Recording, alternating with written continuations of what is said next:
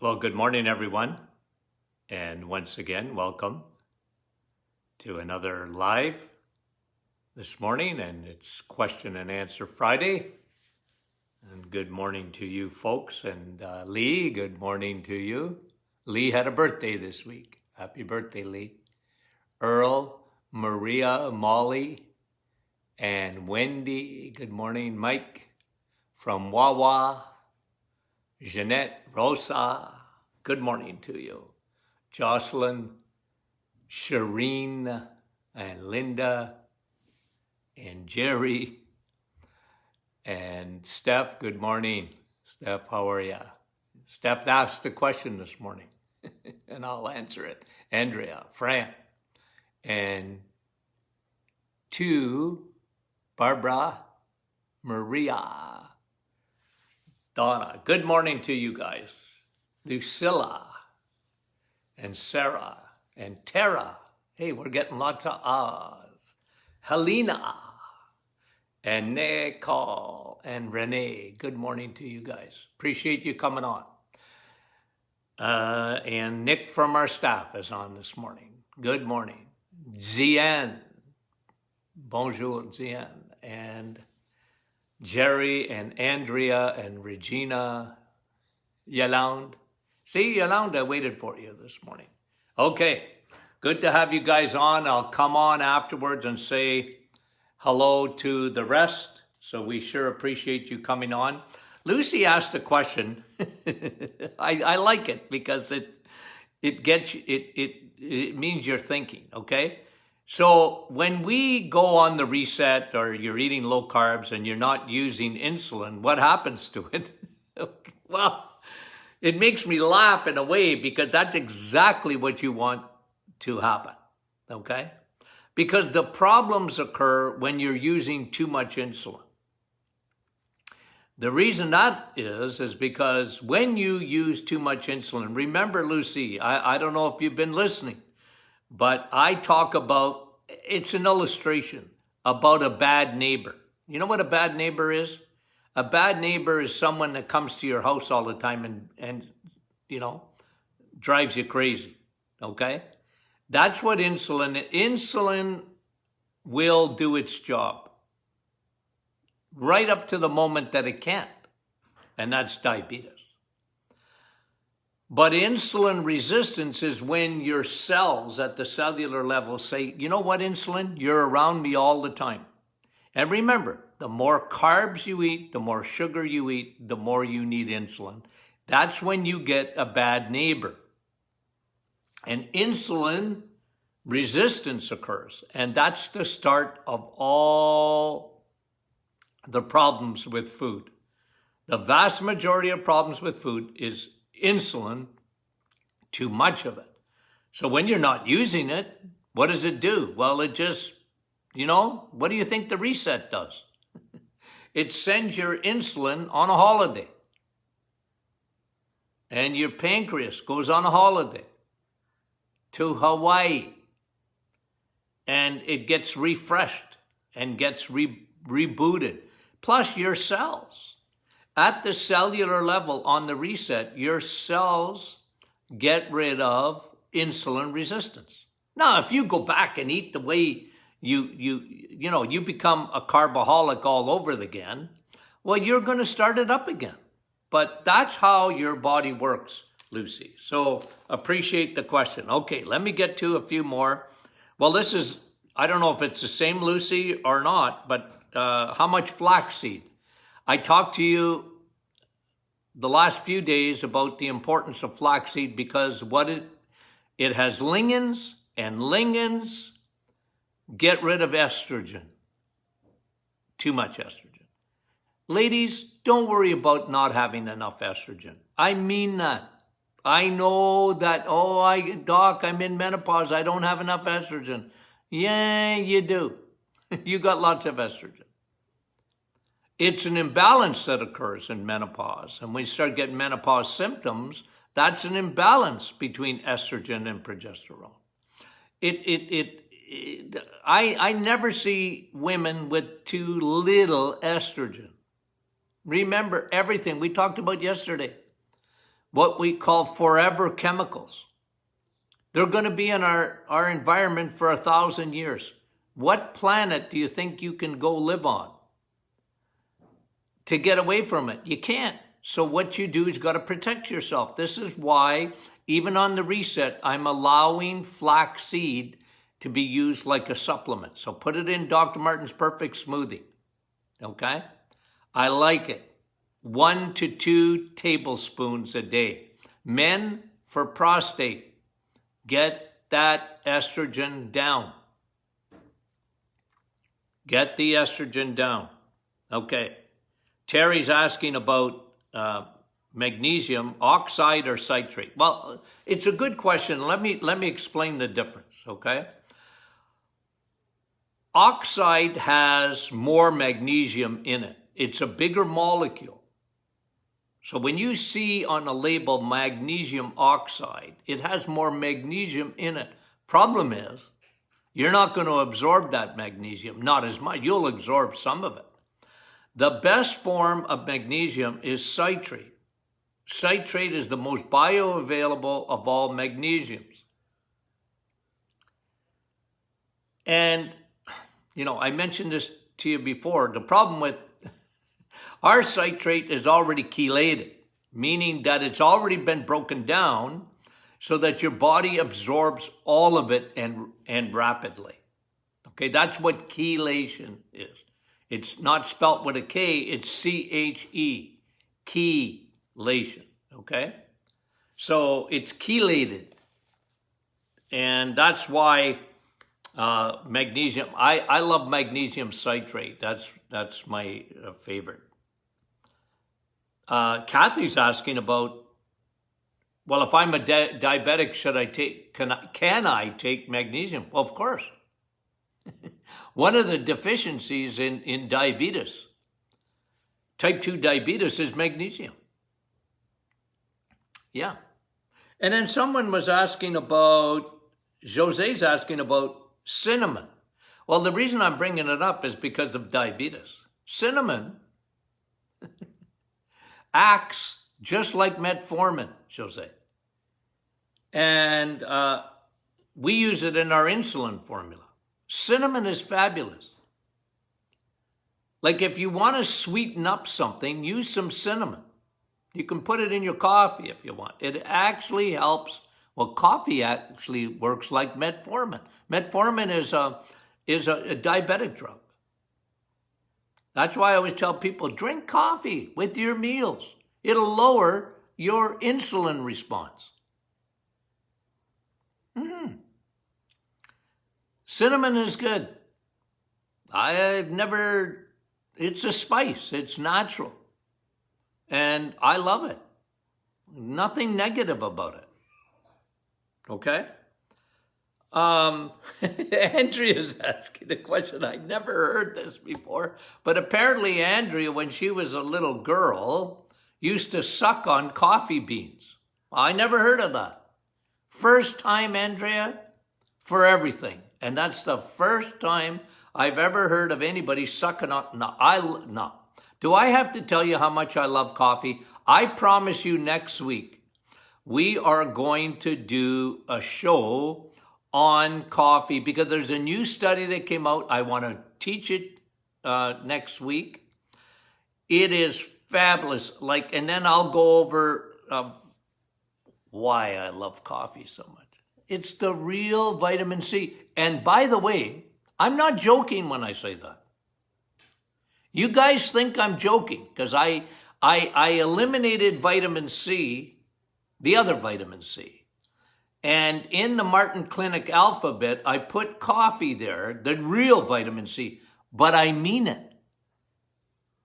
And I'm going to show that to you next week.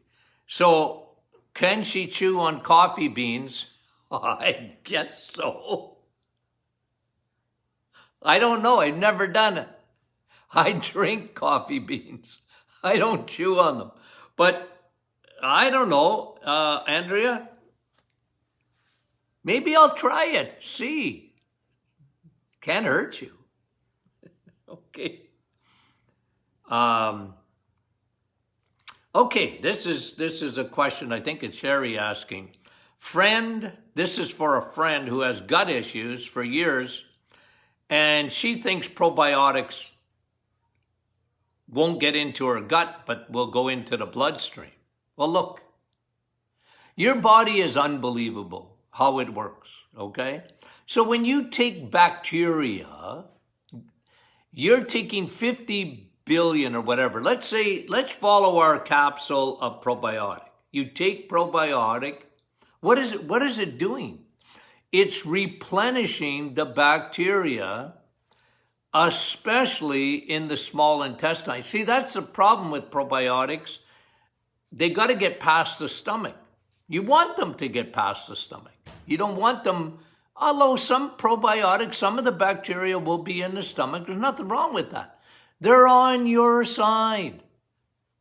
So if you can convince your friend that different strains of bacteria do different things, some of them are healers, some of them are anti-inflammatory. Ones like L. reuteri and L. rhamnosus, they go after candida, they kill your candida. I can't emphasize enough, give her the teaching on probiotics. So what if they go into your bloodstream? They're friendly bacteria, but they're not. That's not what they do. They're going to help patch up leaky gut so nothing gets into the bloodstream that doesn't belong there. Friendly bacteria will help to cure leaky gut. That's why I'm so big on probiotics and even the reset, because the reset, what it does, when you have nutrient-dense food, you're relining your gut. And your body will take in, it's not getting garbage. And this helps to heal the gut. Okay? So, look, she's asking a good question, but she's mistaken in the sense that, don't avoid probiotics because you think they're not, you've maybe read somewhere that, because I read, of course, you're always going to see stuff on the internet or whatever, and I get people, well, probiotics, don't do that. Well, look, it's usually brought to you by the pharmaceutical industry and their minions. And they'll tell you, you don't need supplements. Well, look, obviously I don't agree with that. But I want to bring you common sense. We live in a day and age where we're stripping away all our good bacteria from all these stupid, be careful, chemicals. We got 100,000 new chemicals since World War II. Anything that you can't pronounce. Not only is it a xenoestrogen, but it's you're drinking it, it's in the water, it's in the air, it's in everything. You need probiotics. Antibiotics kill all your friendly bacteria in 5 days. Anti-inflammatory, non-steroidal anti-inflammatories. A bad diet of sugar feeds the wrong bacteria. Do you know that sugar actually feeds bacteria in your mouth, the bad guys? And you produce from bad bacteria what they call calcium glutamate. It's a reaction to a bacteria being fed sugar. And that can start a whole pile of bad things happening in the body. That's why sugar is so toxic. Because one of the things it does, it feeds the bad army. That's why you need to replace probiotic all the time. Not millions, billions. Because you got trillions of bacteria. Okay, good question. Lorraine, on the reset. Freezing at night on the reset or low carb. Lorraine, I always am careful when I say this because I want you to know that I'm teasing you, okay? You're weird. The vast majority of people. But again, I always explain this, okay? Look, everybody's different. When you have a certain thing for you, Lorraine, that's not common, by the way. That people are freezing on the reset at night. Your metabolism, whatever. Does that mean that you shouldn't do the reset? I can't tell you not to do the reset because everybody should do the reset. And everybody should be eating eggs, meat, and cheese. Because there was discussion this week. Let me just bring this up, okay? I've talked about it in the past, but I'm going to bring it up again. There was a book out there, and it's still popular. The guy's not crazy. He made a lot more money.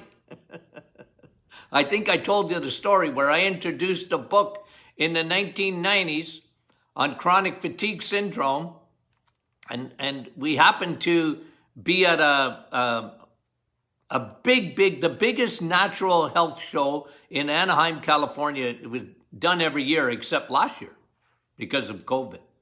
It's always in March. And that year, I think it was 1999, it might have been 2000, I think it was 1999. I gave a presentation on my book. I was one of the featured speakers there. And it was well received. I talked about chronic fatigue, and a lot of people didn't realize, what it was all about, whatever. But this guy, Dr. D'Adamo, comes on, and he's talking about eating for your blood type. I don't know. He sold about 5 million books. Is he stupid? He's not stupid. But let me tell you something. That's not science. It's not science. I'll tell you why. Because there isn't anyone on the planet, anyone that doesn't need B12. So follow this with me just for a second. If there's no one on the planet that doesn't need B12, everyone on the planet needs B12. And if B12 is only found in red meat, well then everybody should eat red meat.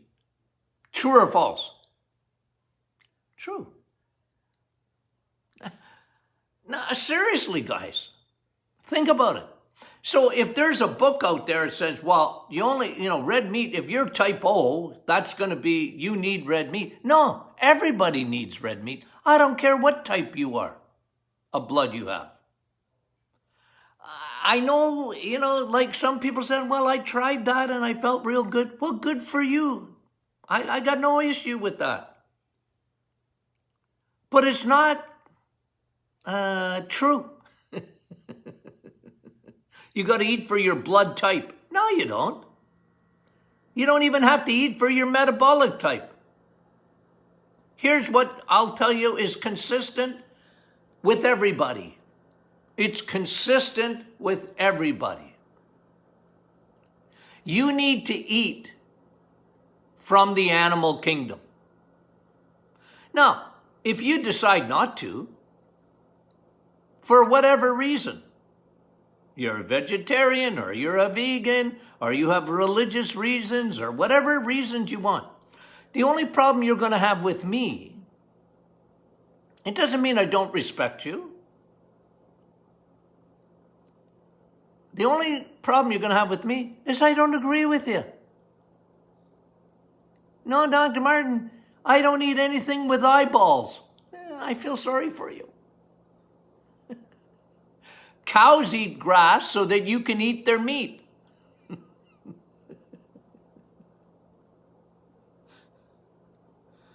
And I always use the example of God gave you a gallbladder. Why do you have a gallbladder? Not for avocados, although, yes.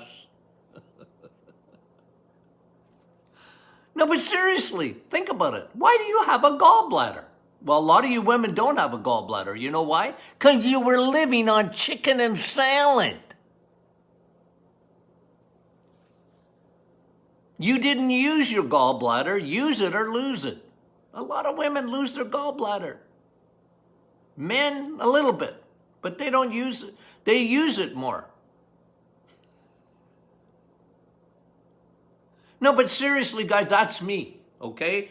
And I'm not going to change that because it's just, like, that's nutrition 101, guys. You got to figure that out. And I know, listen, I'm preaching to the choir this morning, but,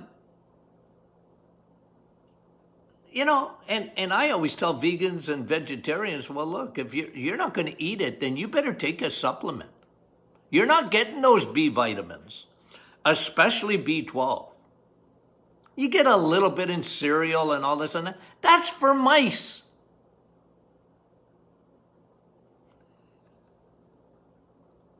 That's for mice. Okay.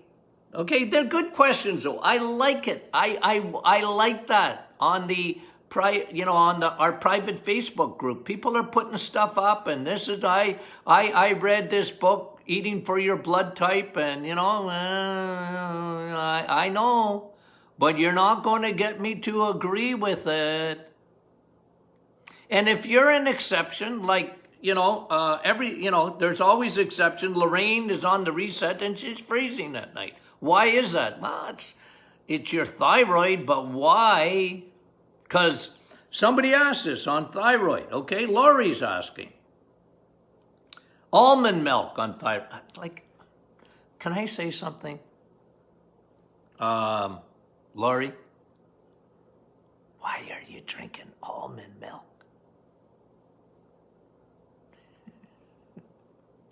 Don't drink almond milk. Drink coffee and water. And some cream. You need dairy. Almonds don't have what dairy has in them. Now listen, you know me and milk, like cow's milk in the grocery store. I don't like it. It's white Pepsi. But fat in dairy, dairy fat, cream is good for you. Not almond milk. Why do people drink stuff like that? Oh, I guess, you know why they drink it? Because they can put it in their cereal. Ooh. Because they can't have milk, dairy bothers them. So they have almond milk. If you can't drink cream, then drink water. Get used to it. You don't need, why do you need almond milk for? I don't understand it. I'm teasing a little bit, okay? Just understand that, okay? But I mean that, ooh.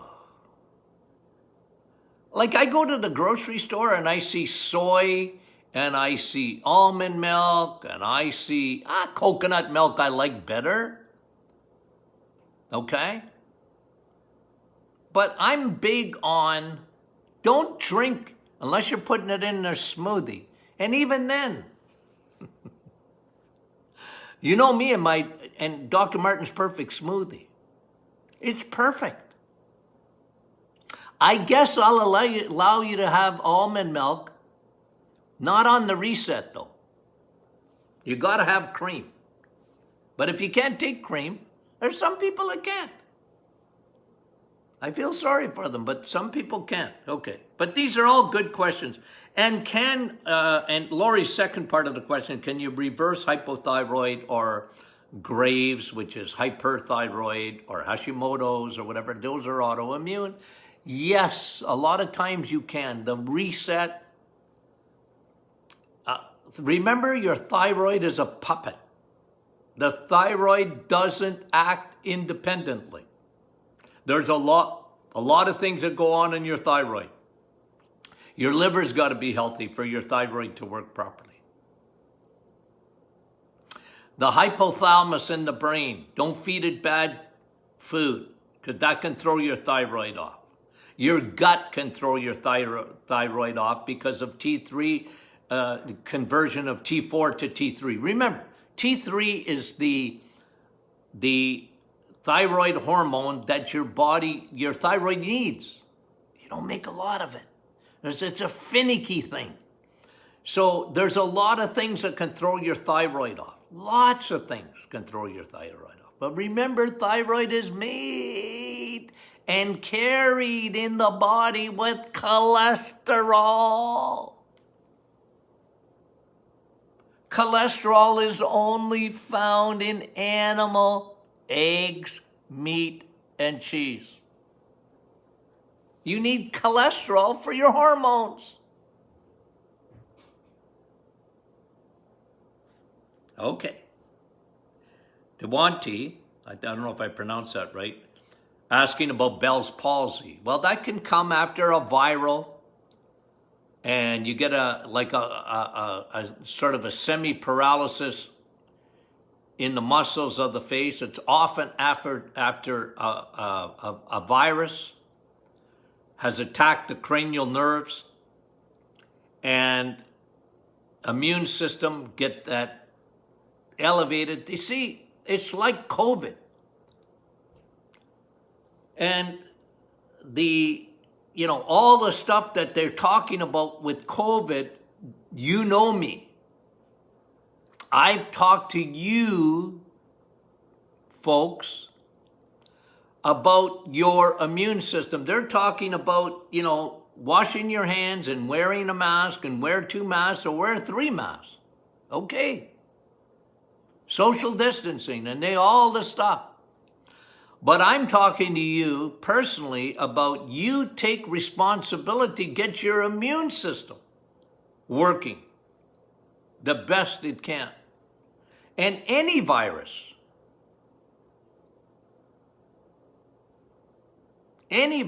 can attack your body. And it's important to keep your immune system, and the number one, number 2. Okay. Cut your sugars down. Sugar literally slows your immune system to a crawl. And secondly, vitamin D. Get it up. It should be a part. There should be not even a question about it anymore. The research is so significant. The research is so overwhelming that vitamin D and virus, COVID, but there's no money in vitamin D. Oh, it's terrible how they sort of just put it to the side. Everybody should be taking vitamin D for this. And all viruses. Oh, there's a gout medication to treat COVID. How does it work? Well, I'll tell you why they're using it. It's probably, I know it is. It would be because when they give you the gout medication, it's an anti-inflammatory. And the biggest thing that happens in COVID when you get a real bad side effect of the virus itself is your body overreacts. It's called a cytokine storm. And I guess a gout medication helps. Yeah, but so does vitamin D. So does vitamin D. Very anti-inflammatory. Okay, but I have read that. I have read that. A TENS machine phase asking about TENS machine and osteoporosis. Not really. I mean, if you had osteoarthritis a little bit, would it help? Yeah, maybe. But with osteoporosis, the biggest thing is you need healthy gut to absorb all your minerals. You need to eat protein like it's coming out both ears. Protein, protein, protein, protein, protein. And you want your muscles to be strong in osteoporosis.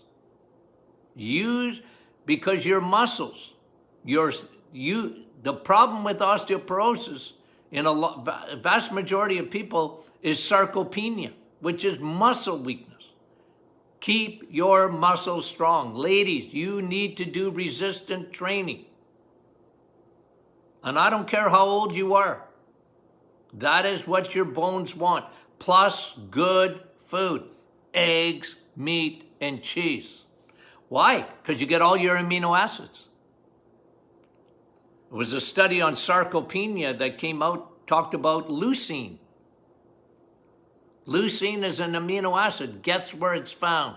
Not in plants.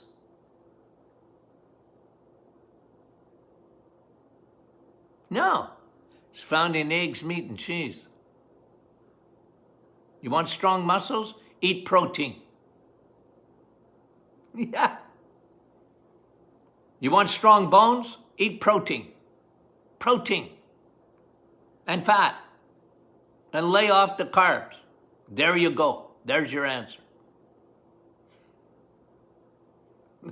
Okay. Boy, you always sound... Okay, because another question Sarah asked about ruptured disc without any injuries. Well, then you ordinarily, what's happening? Collagen, your discs are made up of synovial fluid, collagen, ligaments that hold those discs. And when they're weak, without injury, you can rupture them. Again, it comes back to diet. You're not absorbing your minerals probably. Could be leaky gut, starts with that. Fix the leaky gut and eat the right foods. Protein and fat and cholesterol. Oh, doc, my cholesterol's high. Good.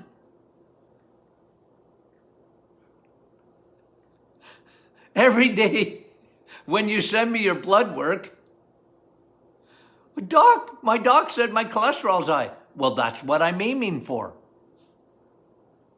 Yeah, my total that's what I'm aiming for. The only thing you want to be low is your triglycerides. And your triglycerides only get high if you're a carboholic. It's as simple as that. It's food. You want cholesterol to be high. Oh, what about my LDL? What about it?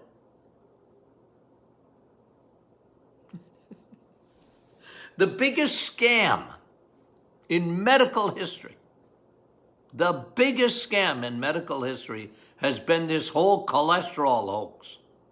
It is a complete scam. Because just nutrition 101,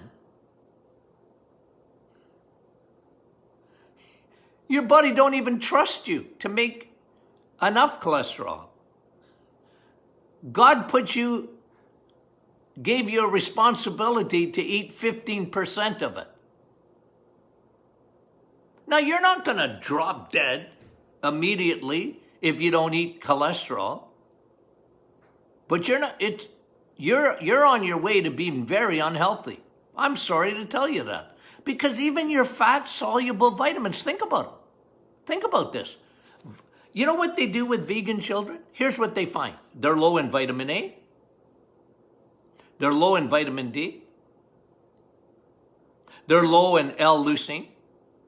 We just talked about that, the importance of muscles and bones and connective tissue and all the things you need.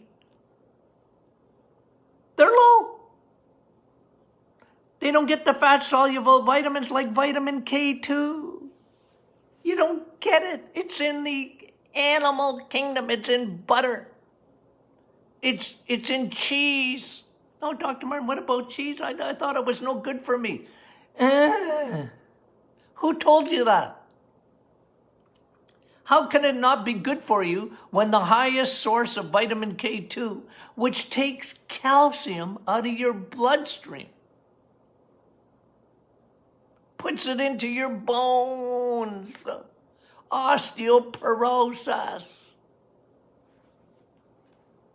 It's not a lack of calcium, it's a lack of vitamin K2 and vitamin D, which are found in fat-soluble, cholesterol-based foods.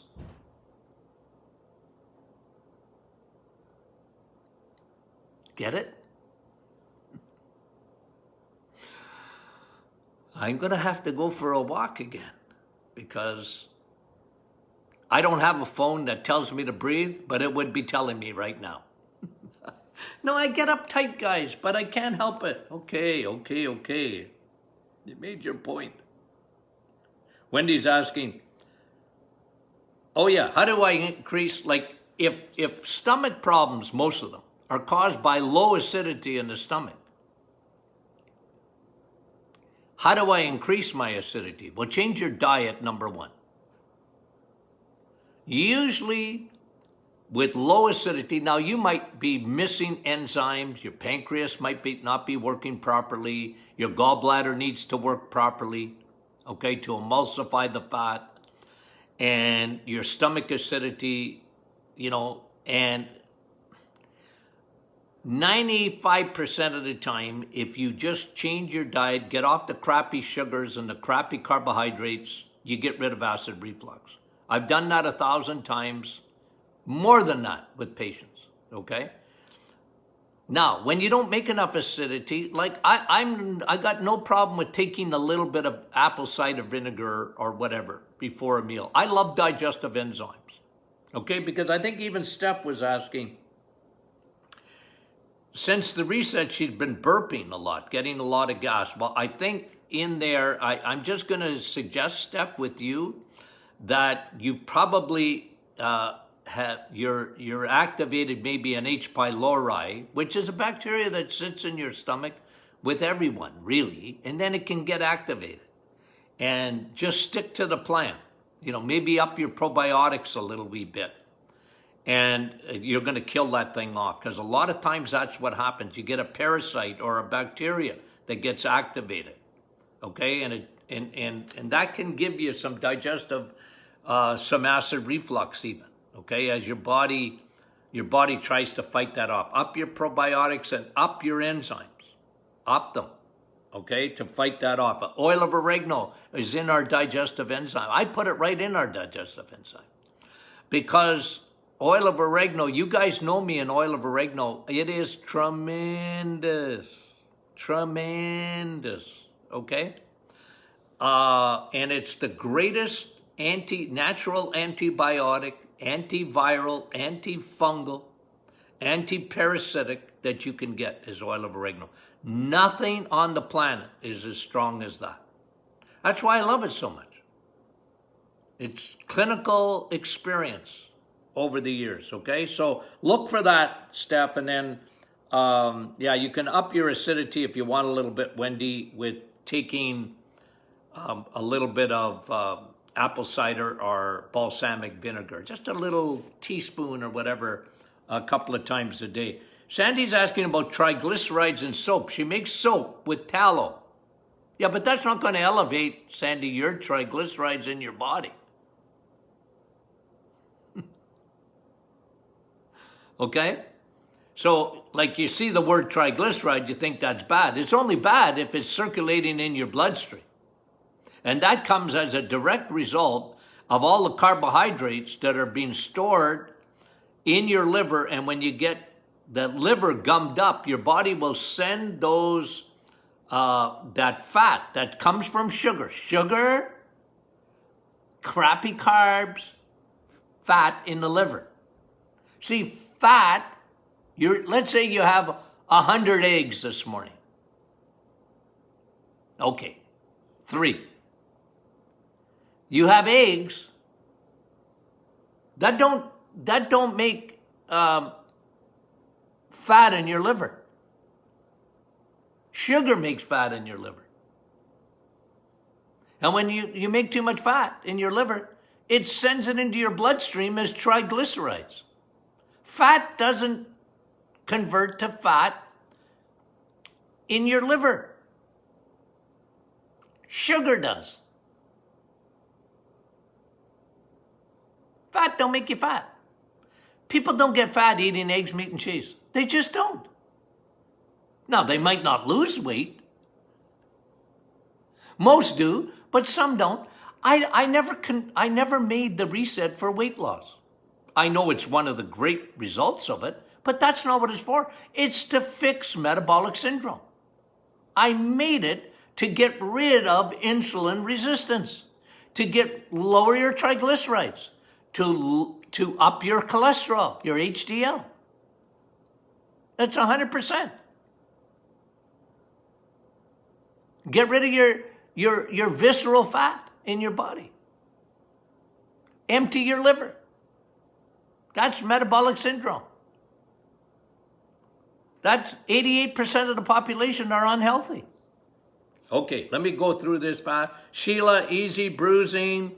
Usually, okay, like sometimes it's platelets in the bloodstream. A lot of times it's a sign that you're borderline anemic. You do not have enough blood. Iron rich, red blood cell rich blood. Okay? That's why I love blood boost. Okay? Christina is saying she had MRSA in her hip. That's a bacterial infection in the hip. Probiotics, oil of oregano. Probiotics, oil of oregano. Big thing. Get rid of that. Okay? Good. Up your vitamin D. Okay, guys, overtime, that's all right. I wanted to get through all the questions. I think I hit every one of them. So, next week we got some great things coming. Next Wednesday, I think it's the 3rd of February, we're having a live Zoom webinar on cortisol. You want to join in on that, please. This is going to be great teaching. I think it's 8 things that cortisol kills in your body, okay?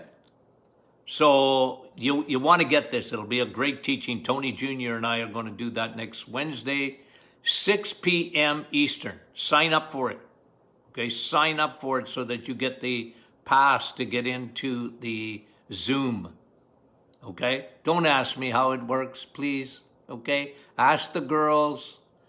Don't ask me. I don't know. I'll be lucky to be on with you. Okay, because I don't know anything. Guys, love you. Talk to you soon.